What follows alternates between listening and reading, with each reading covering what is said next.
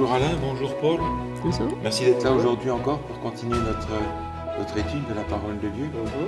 On commence par la prière. Bien sûr. Tu veux bien prier avec nous? Oui. Merci Seigneur de faire en sorte qu'on soit réunis aujourd'hui, Seigneur. Fais en sorte de nous éclairer, de nous montrer ta parole afin que l'on comprenne plus amplement ce que tu veux nous exprimer par les Saintes Écritures, Seigneur. Alors sois avec nous, je te demande cela au nom de ton Fils Jésus. Amen. Amen. Merci bien. Alors, j'aimerais commencer par revenir sur ce qu'on a fait en arrière parce que on a commencé avec l'étude de la parole de Dieu. Est-ce que la Bible est fiable? Est-ce qu'on peut s'appuyer sur ce qui est écrit comme étant la parole de Dieu? Ensuite, on a regardé quelle est la condition humaine. On a vu la souffrance, on a vu le mal, l'origine du mal, on a vu le péché, les péchés, la conséquence, la mort, toute la condition humaine qui est finalement désespérée. On est condamné à mort. Maintenant, j'aimerais qu'on apporte le remède à tout ça. OK. Après avoir découvert que nous sommes dans une situation qui a besoin d'aide, d'un secours, quel est le plan de secours que Dieu a mis en place pour apporter la vie qui est promise dans la parole de Dieu. Alors, maintenant, nous allons passer dans la deuxième partie qui consiste à découvrir ce plan de secours, ce plan de sauvetage que Dieu a mis en place. Et au milieu de ce plan de sauvetage, il y a une personne, la personne de Jésus. Alors, pour vous, c'est qui Jésus, pour commencer? Il a justement demandé ça lui-même à ses apôtres. Oui, exactement. On lui a fait toutes sortes de réponses. Les gens disaient que c'était un prophète, les gens disaient que c'était une personne de bien, etc. Mais il y a des apôtres qui ont dit, tu es le Fils de Dieu. Oui. Mais Christ- Et toi, qu'est-ce que tu dis? Ah, je pense que c'est ça aussi, oui. Oui. Oui, effectivement. Oui. Qu'est-ce que tu penses? Qu'est-ce que tu dis? Jésus, c'est qui? Ben, c'est le Fils de Dieu Oui. qui est venu ici pour intercéder pour nous, Oui. en fait. Alors, Pour prendre nos péchés. Oui. c'est ça. On va commencer avec le début, dans le sens où on nous dit, avant même que Jésus naisse, quelle est sa mission. OK. Dans l'Évangile selon Matthieu, au chapitre 1er, il nous est même donné son nom. Évangile selon Matthieu, chapitre 1er. On va lire, si vous voulez bien, à partir du verset 21. C'est l'histoire de Noël, on la connaît cette histoire, donc il n'est pas nécessaire de se replacer dans le contexte, mais Alain, si tu veux nous lire le verset 21 à 23. Elle enfantera un fils, et tu lui donneras le nom de Jésus. C'est lui qui sauvera son peuple de ses péchés. Tout cela arriva afin que s'accomplisse ce que le Seigneur avait annoncé par le prophète. Voici, la Vierge sera enceinte, elle enfantera un fils, et on lui donnera le nom d'Emmanuel. Et la fin du verset nous dit, OK. Ce qui signifie Dieu avec nous. important. Ben oui. Alors, on a ici dans ce passage une indication, l'ange lui dit, voilà, tu vas lui donner le nom de Jésus. Et que veut dire Jésus? Dieu avec nous. Non, ça c'est Emmanuel. OK. Ça c'est Emmanuel. Jésus, d'ailleurs, Ah, le Sauveur. Voilà. Celui qui sauvera son peuple de ses péchés. Dieu sauveur. Jésus, c'est Dieu sauveur. C'est la version du Nouveau Testament de ce qu'on a avec Josué, qui est le même nom. Oui. Jésus, c'est Dieu sauveur. Et profitant d'une prophétie de l'Ancien Testament, il est rappelé ici que c'est Emmanuel, Dieu avec nous. Donc on a déjà ici une indication sur l'identité de Jésus et sur la mission de Jésus. Sa mission, c'est de sauver. Son identité, c'est Dieu avec nous. On a déjà dès le départ deux indications par rapport à Jésus. Jésus est notre sauveur. C'est avec lui que tout ce plan de sauvetage va se mettre en place et se réaliser. Donc je crois que c'est important qu'on garde à l'esprit que le plan du salut, c'est une personne. C'est la personne de Jésus. On avait vu précédemment que le mal n'était pas simplement une puissance, une énergie négative. L'origine du mal, c'était une personne aussi. Oui. Par conséquent, le plan de Dieu pour sauver l'humanité va être aussi par le moyen d'une personne, par le moyen de Jésus, qui est présenté ici comme Dieu lui-même. Alors on va regarder un certain nombre d'éléments relatifs à Jésus, on aura l'occasion d'y revenir, mais j'aimerais insister sur le fait que Jésus, comme le texte nous le dit ici, est divin. C'est pas un esclave que Dieu a envoyé pour faire le sale travail de l'humanité. On va regarder un texte dans Jean, chapitre 8. Évangile de Jean, chapitre 8, un texte qui fait référence à ce qui se passe dans l'Ancien Testament et qui était extrêmement significatif déjà pour les Hébreux, pour les Juifs. Évangile selon Jean, chapitre 8. Paul, tu voudrais nous lire le verset 56 à 59. Oui. Alors, Abraham, votre père, a tressailli de joie de ce qu'il verrait mon jour.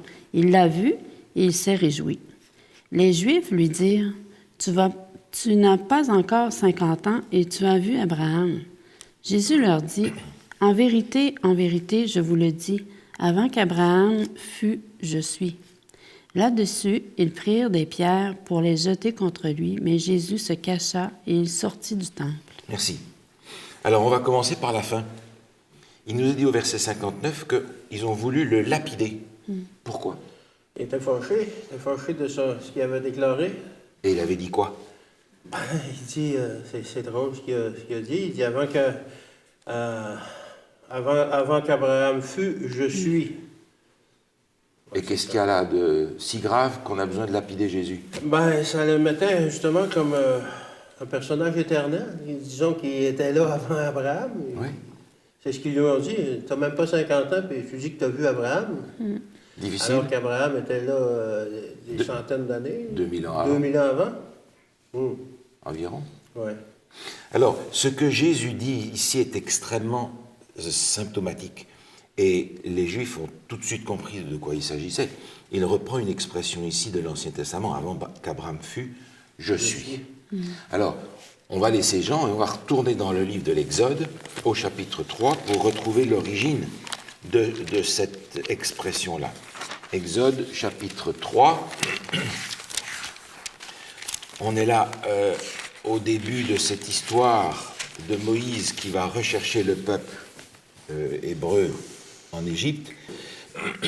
Vous vous souvenez que Dieu va l'interpeller dans ce fameux buisson ardent, buisson qui brûle sans brûler. Et on a la conversation ici que Dieu a avec Moïse au travers de ce buisson. Et on va lire dans Exode chapitre 3, les versets 13 à 15, si vous voulez bien. Tu veux bien nous lire ça, Alain? Moïse dit à Dieu, « J'irai donc vers les enfants d'Israël et je leur dirai, « Le Dieu de vos pères m'envoie vers vous. Mais s'ils me demandent quel est son nom, que leur répondrai-je? » Dieu dit à Moïse, « Je suis celui qui suis. » Et il ajouta, « C'est ainsi que tu répondras aux enfants d'Israël.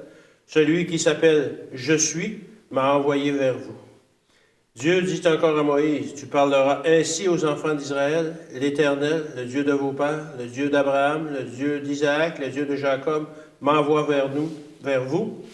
Voilà mon nom pour l'éternité, voilà mon nom de génération en génération. » Merci.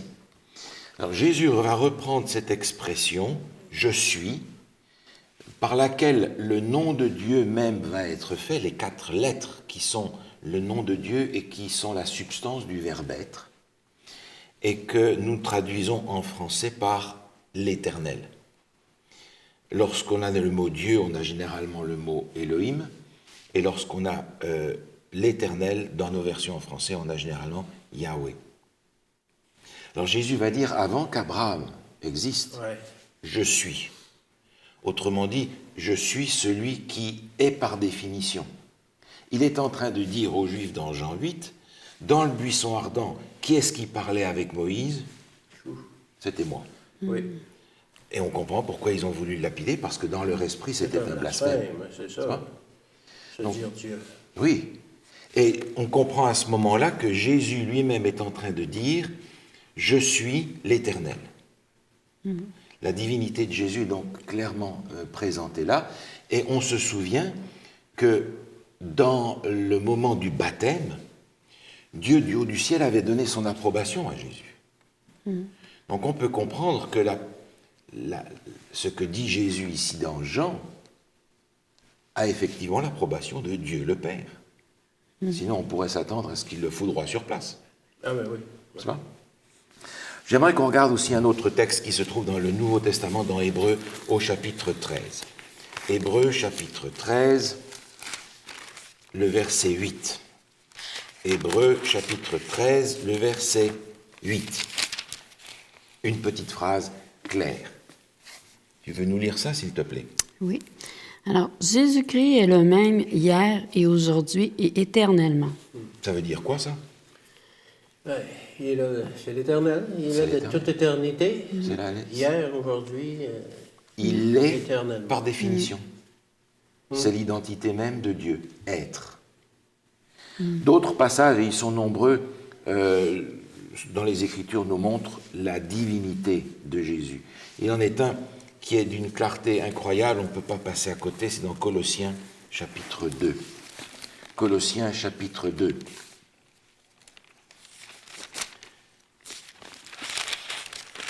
C'est le verset 9. Colossiens chapitre 2, verset 9, si tu veux nous lire ça. Car en lui habite corporellement toute la plénitude de la divinité. C'est difficile d'être plus clair. Ouais. Jésus, en tant qu'être humain, corporellement, en lui habitait toute la plénitude de la divinité. C'est-à-dire que Jésus, qui était sur terre, était Dieu à 100%. Comme il était homme à 100%, on va le voir dans un instant, ce qui est difficile pour nous à concevoir qu'il y ait ces deux natures entières en une personne, mais c'est la révélation qu'il nous donne. Et je comprends que je n'arrive pas à comprendre parce que moi qui suis limité dans toutes les dimensions, comment est-ce que je vais comprendre Dieu qui ne l'est dans aucune? C'est difficile, ouais. Donc j'accepte par la foi ce que la parole de Dieu me dit concernant Jésus et j'accepte de ne pas le comprendre parce que je suis un être humain et que Dieu est loin d'être un être humain. Un autre passage dans l'évangile de Jean, où on était tout à l'heure, nous montre que Jésus était pleinement conscient de son identité et de sa mission. Évangile de Jean, chapitre 17. C'est cette fameuse prière sacerdotale, cette prière de Jésus vis-à-vis de Dieu qui est proche de sa mort. Et au verset 5, il nous est dit quelque chose d'important, c'est Jésus qui parle. Tu veux nous lire ça? Et maintenant, toi, Père, glorifie-moi auprès de toi-même de la gloire que j'avais auprès de toi avant que le monde fût. Voilà. Avant la création du monde. Avant la création du monde. Il était là. Il avait la même gloire que celle du Père. Il l'a voilée pour venir parmi nous. Mais Jésus, sentant la fin de sa vie sur terre venir, lui dit, écoute, bientôt on va retrouver ça comme c'était avant. Il y a bien d'autres textes. J'aimerais en prendre peut-être un dans l'épître de Jean, la première épître de Jean, au chapitre 5. Première épître de Jean, au chapitre 5. On va regarder un ou deux textes aussi dans l'Ancien Testament. Première épître de Jean, chapitre 5. Et j'aimerais que tu nous lis, si tu veux bien, le verset 20. 1 Jean 5, verset 20. Nous savons aussi que le Fils de Dieu est venu et qu'il nous a donné l'intelligence pour connaître le véritable. Et nous sommes dans le véritable en son Fils Jésus-Christ. C'est lui qui est le Dieu véritable et la vie éternelle. Merci. C'est lui qui est le Dieu véritable et la vie éternelle. Il est. C'est pas qu'il l'a. Il est. Jésus disait, je suis le chemin, la vérité et la vie. Je suis la vie. Il n'a pas dit, j'ai la vie, puis je vais te la donner. Il dit, je suis la vie. Il est par conséquent, par définition, l'être divin dont il est question aussi dans l'Ancien Testament. On va jeter un œil dans un ou deux textes de l'Ancien Testament qui sont intéressants parce qu'ils vont donner une dimension un petit peu différente de la divinité. Dans Ésaïe, au chapitre 42. Ésaïe chapitre 42.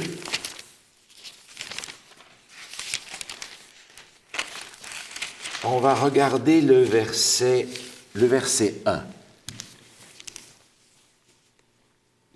Ésaïe 42, verset 1, si tu veux nous lire ça. « Voici mon serviteur que je soutiendrai, mon élu en qui mon âme prend plaisir. J'ai mis mon esprit sur lui, il annoncera la justice aux nations. » Merci. Ce texte est particulièrement intéressant parce qu'il met en évidence 3 personnes. D'abord, celui qui parle. Voici Oui. mon serviteur que Oui, oui. je soutiendrai. C'est ça. Deuxièmement, il y a le serviteur. Celui qui parle, ensuite il y a le serviteur. Et ce serviteur est déclaré être mon élu. Et ensuite, il dit, j'ai mis mon esprit en lui. Oui. Donc il y a là trois personnages, 3 dimensions qui sont toutes rattachées à la divinité.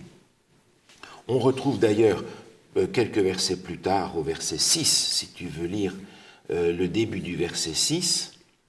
Moi et de l'Éternel, je t'ai appelé pour le salut. Et je te prendrai par la main, je te garderai et je t'établirai pour traiter alliance avec le peuple, pour être la lumière des nations. Oh oh, Jésus disait, je suis la lumière du monde. Et ici l'Éternel t'a appelé pour le salut. Jésus, sauveur, je t'ai appelé pour le salut.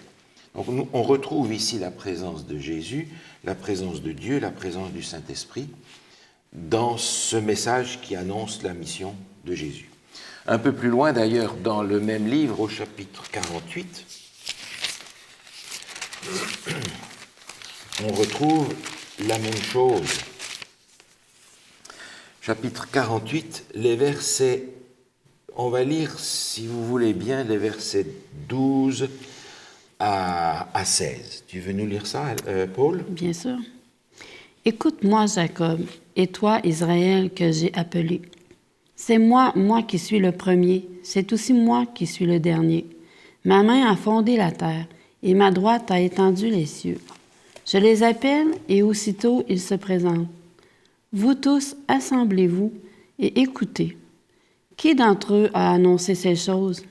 Celui que l'Éternel aime exécutera sa volonté contre Babylone, et son bras s'appesantira sur les Chaldéens.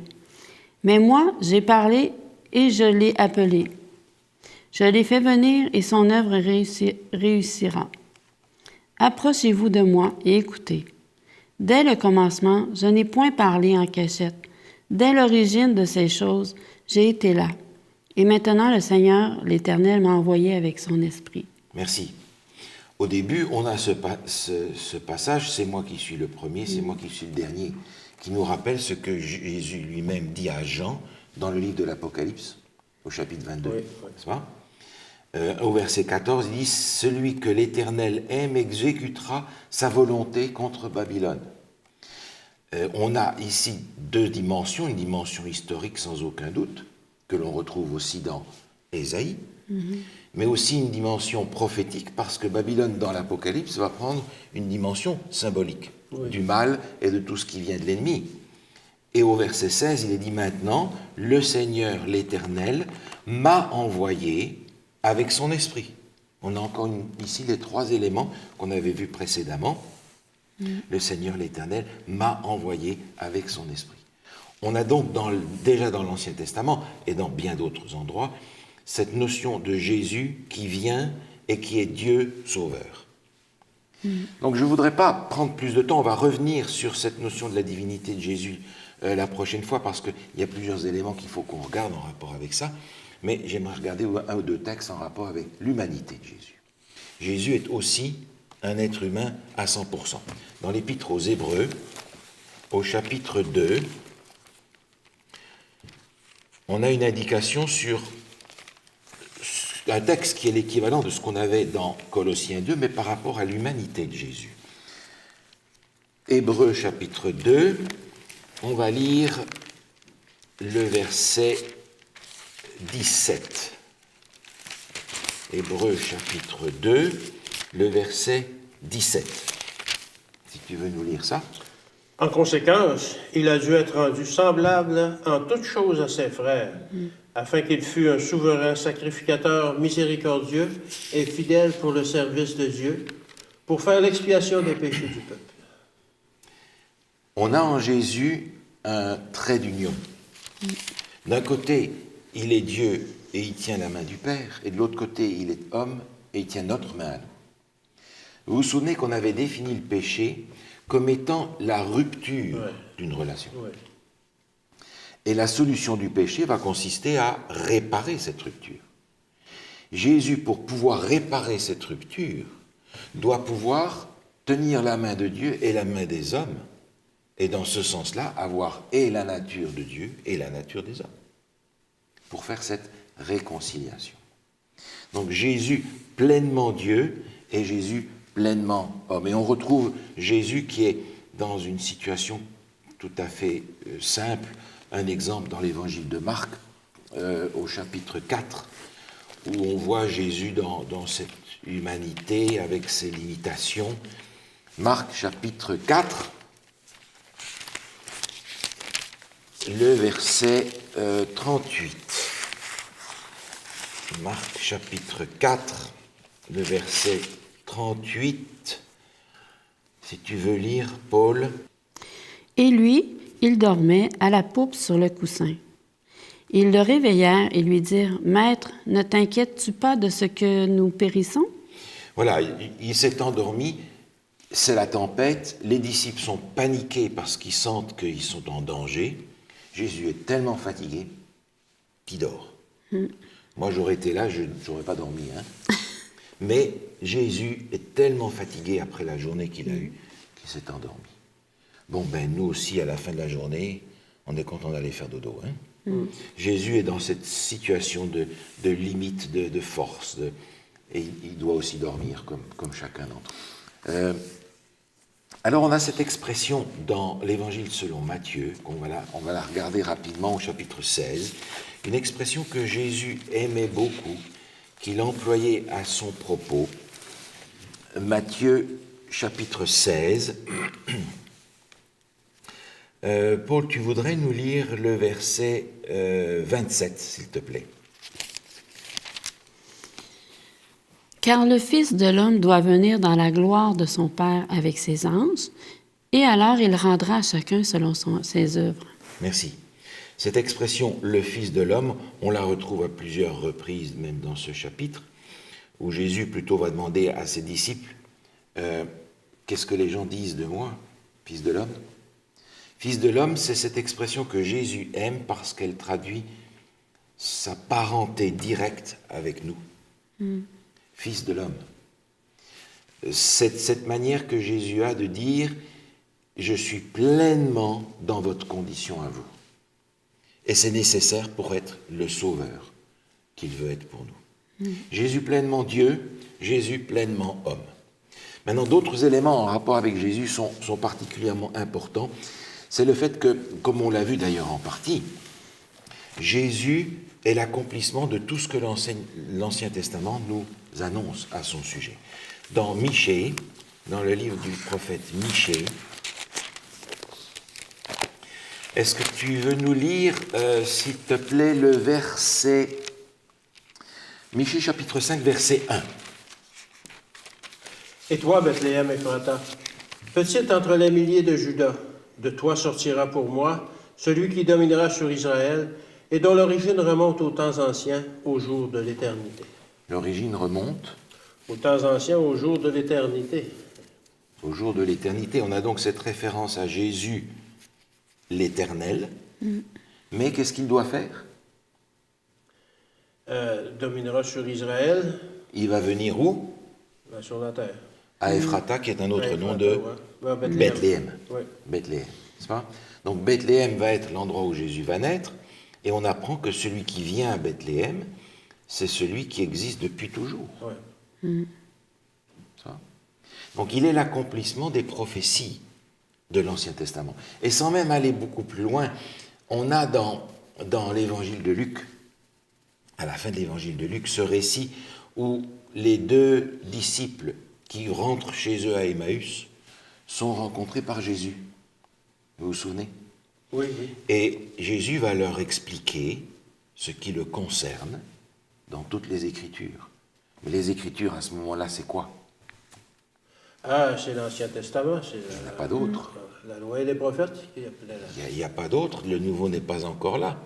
Donc Jésus, en réalité, va expliquer à ses disciples tout ce qui le concerne, sa mission, son identité, son sacrifice, sa résurrection, tout son ministère, à partir de l'Ancien Testament.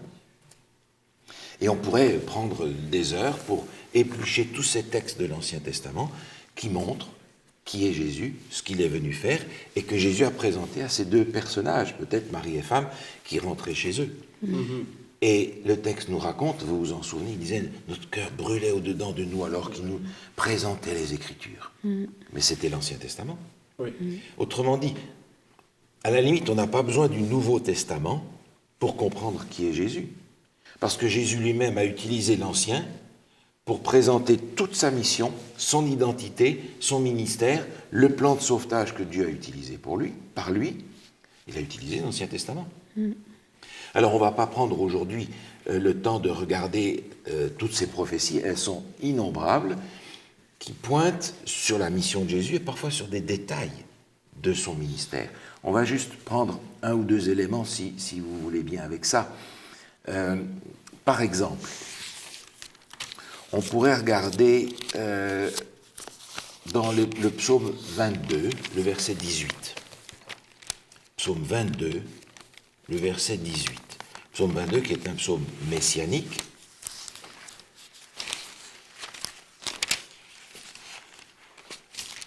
Psaume 22. Et on va lire le verset 18.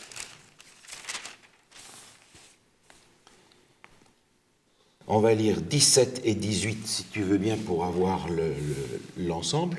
Car des chiens m'environnent, une bande de scélérats rôde autour de moi. Ils ont percé mes mains et mes pieds. Je pourrais compter tous mes os. Eux, ils observent, ils me regardent.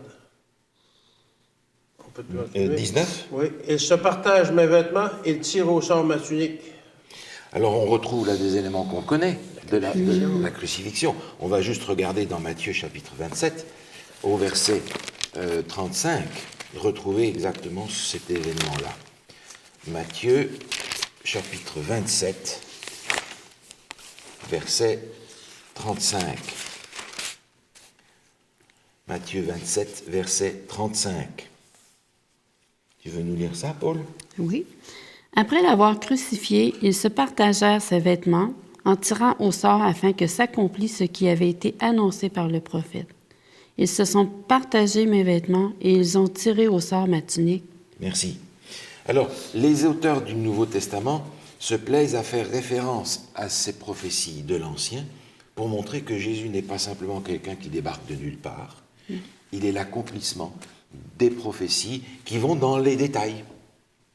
On apprend aussi le montant que Judas va payer pour trahir Jésus.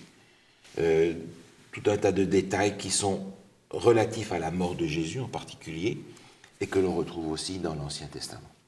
Jésus est donc l'accomplissement de la prophétie. On pourrait prendre en cela aussi le chapitre 9 du livre de Daniel, qui trace une grande ligne dans le temps jusqu'au moment où Jésus va débuter son ministère et au moment où Jésus va achever son ministère par sa mort. J'aimerais juste reprendre dans Daniel, au chapitre 9, juste une phrase, ne serait-ce que pour piquer votre curiosité de façon à ce que plus tard on puisse prendre le livre de Daniel en détail. Et j'aimerais que dans le chapitre 9 de Daniel, on lise le début du verset 27. On n'a pas besoin de le lire en entier. Verset 27, si tu veux lire le début. Il fera une solide alliance avec plusieurs pendant une semaine. Et durant la moitié de la semaine, il fera cesser le sacrifice et l'offrande. Merci. Alors, on aura besoin, quand on prendra le texte de Daniel, de corriger un certain nombre d'erreurs de traduction. Elle est corrigée dans ma traduction ici, par exemple, et il est dit au milieu de la semaine. Dans ton texte, il est question d'une durée. Oui. Dans le mien, il est question d'un point. OK. Le milieu de la semaine. Et le milieu de la semaine, c'est 3 jours et demi. Ouais. On se retrouve ici dans cette période de 7 ans, 1 semaine, et au milieu de la semaine, 3 ans et demi, c'est la longueur du ministère de Jésus qui s'achève à la croix. Il fait cesser le sacrifice et l'offrande parce qu'il est lui-même le sacrifice et l'offrande véritable. Oui. On a donc dans l'Ancien Testament, Daniel ici sur lequel on passe à vitesse supersonique, fait référence à cette prophétie en rapport avec la venue de Jésus, les détails. Et je suis émerveillé de voir dans cette prophétie de Daniel que longtemps à l'avance, on apprend que Jésus vient, on nous donne le moment où il va venir, on nous explique à quel moment il va mourir, et on est ici, à l'époque de Daniel, 600 ans avant Jésus. Donc c'est quelque chose d'extrêmement important de réaliser que le ministère de Jésus est entièrement expliqué dans l'Ancien Testament. Il est la réalisation de toutes les prophéties, à commencer par celle qui est dans Genèse au chapitre 3, où il nous est dit que quelqu'un va venir, va écraser le serpent, et que c'est lui qui va être le moyen de sauver l'humanité. C'est le texte de Genèse 3,15 où commencent ces prophéties de l'Ancien Testament qui aboutissent à Jésus. Donc, je passe rapidement là-dessus pour regarder quelques autres éléments en rapport avec Jésus, de manière à créer l'identité de Jésus, le personnage de Jésus, le tableau, le portrait de Jésus. Jésus, entièrement homme, entièrement Dieu, se trouve dans une situation unique que nous avons du mal à comprendre, c'est qu'il est sans péché. Et la Bible insiste sur ce point-là. On va regarder dans la première épître de Jean. Première épître de Jean, chapitre 3. Première épître de Jean, chapitre 3, au verset 5. On peut relire 4 et 5 pour avoir le morceau dans son entier. Si tu veux, Paul, nous lire 1 Jean, chapitre 3, le verset 4 et 5. Quiconque pêche transgresse la loi, et le péché est la transgression de la loi. Or, vous le savez, Jésus apparut pour ôter les péchés. Et il n'y a point en lui de péché. Merci. Il est venu pour ôter les péchés, le Sauveur. Comment est-ce possible? Il n'y a pas de péché en lui. Un autre passage est particulièrement fort aussi, c'est dans Hébreux chapitre 4. Hébreux chapitre 4, et on comprend que c'est une nécessité, parce que Jésus est notre substitut.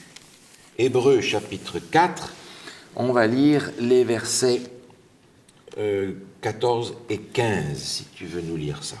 Ainsi, puisque nous avons un grand souverain sacrificateur qui a traversé les cieux, Jésus, le Fils de Dieu, demeurons fermes dans la foi que nous professons.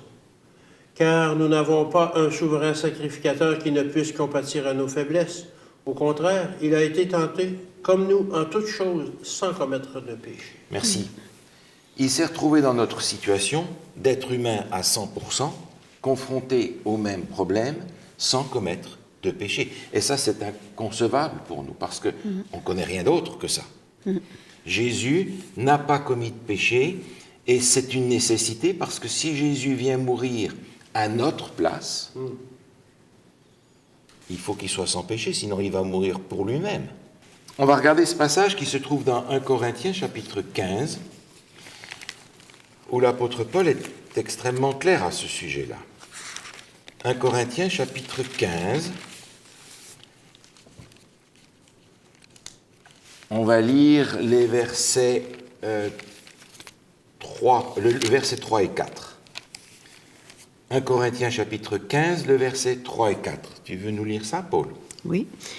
Je vous ai enseigné avant tout, comme je l'avais aussi reçu, que Christ est mort pour nos péchés, selon les Écritures, qu'il a été enseveli et qu'il est ressuscité le 3e jour, selon les Écritures. Merci. Ensuite, l'apôtre Paul explique que sa résurrection est authentifiée par le fait qu'il est apparu à beaucoup de gens. Il est mort il a été crucifié, il est mort pour nos péchés. S'il meurt pour nos péchés, il faut qu'il n'ait pas besoin de mourir pour les siens. Ouais. On a ici cette indication importante. Jésus prend notre place. pour que nous puissions recevoir le bénéfice de la sienne. Il y a cette notion tout à fait particulière de changement, d'échange. Jésus est notre substitut. Il va mourir à notre place. Si injuste que ça puisse paraître, et on le verra dans des études prochaines, que finalement, le plan du salut met en évidence l'injustice profonde du diable vis-à-vis de l'humanité. Et cette injustice profonde est la preuve de l'authentique salut que Jésus veut nous donner. Maintenant, il prend la place des pécheurs et il est ressuscité.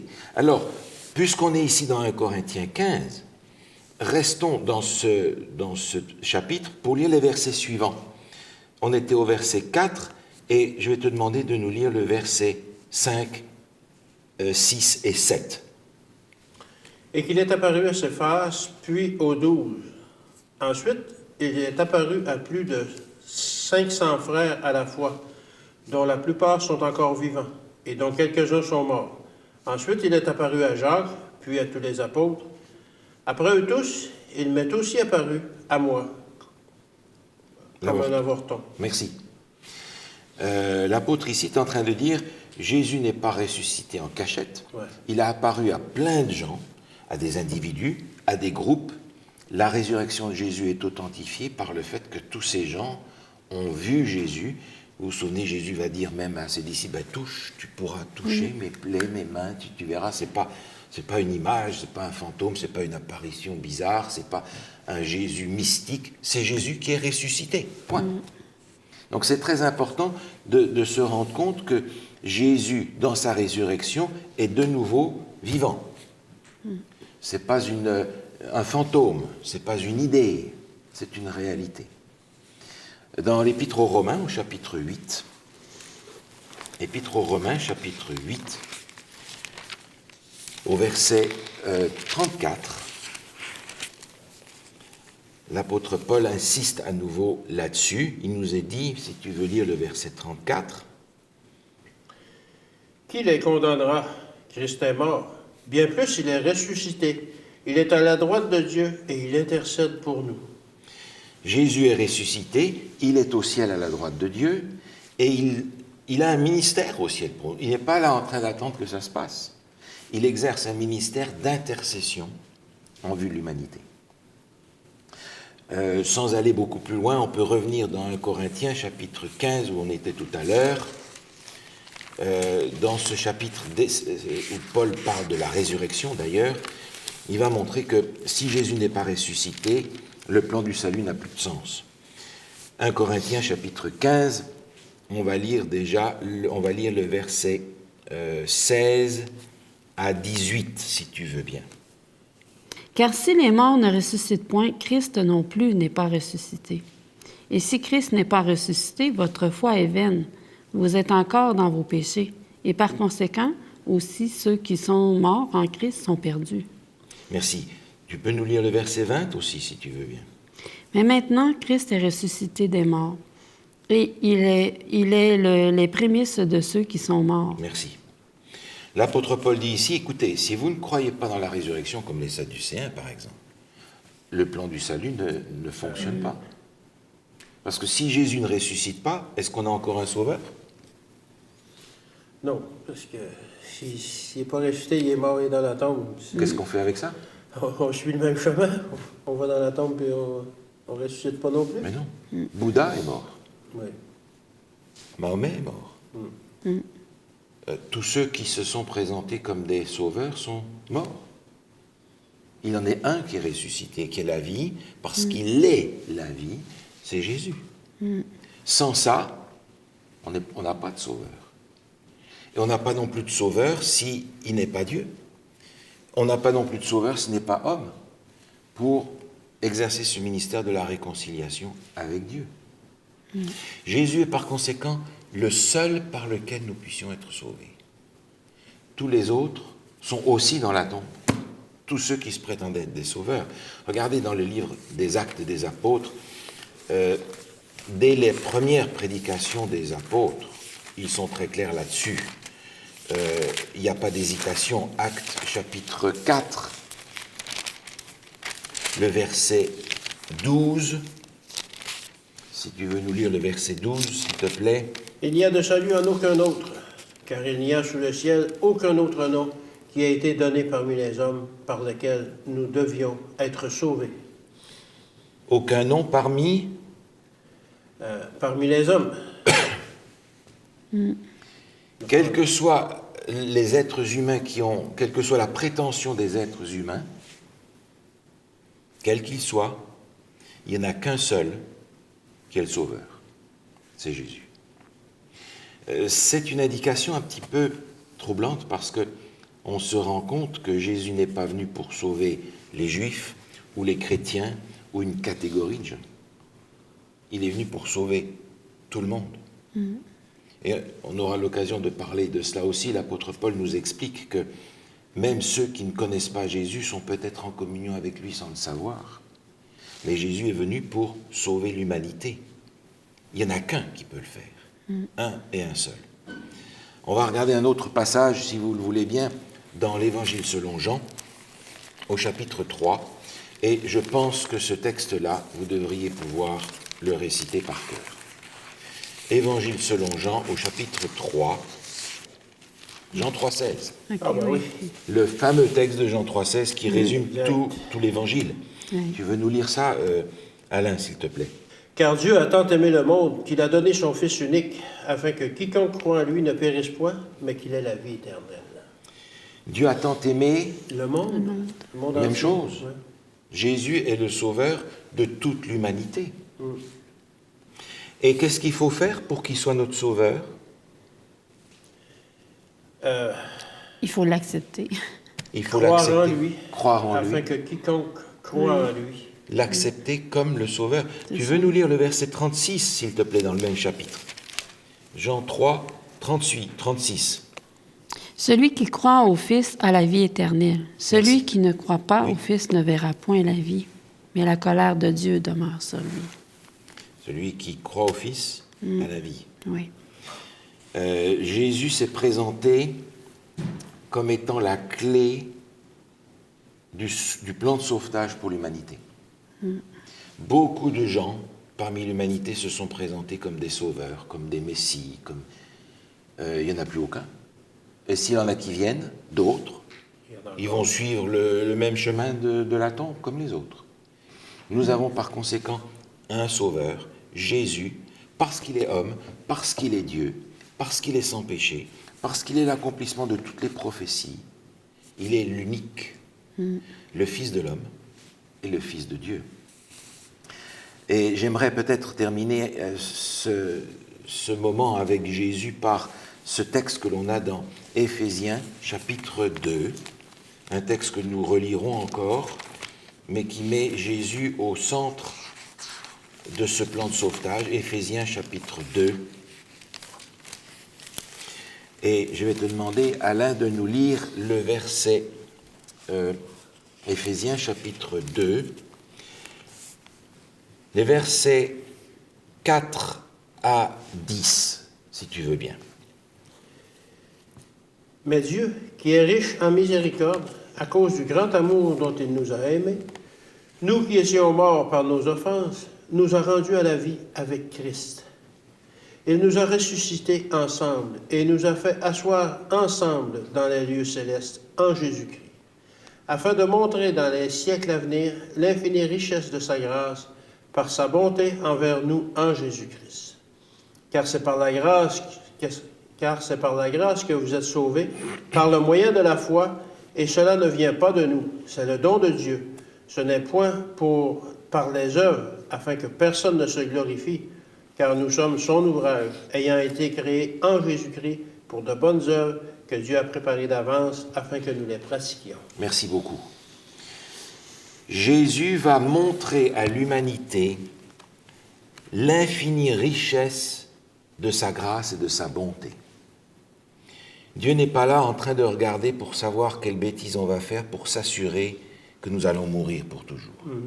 Il est là pour regarder la plus petite chose qui est en nous, par laquelle il peut nous amener à Jésus et comprendre que nous avons besoin d'un sauveur.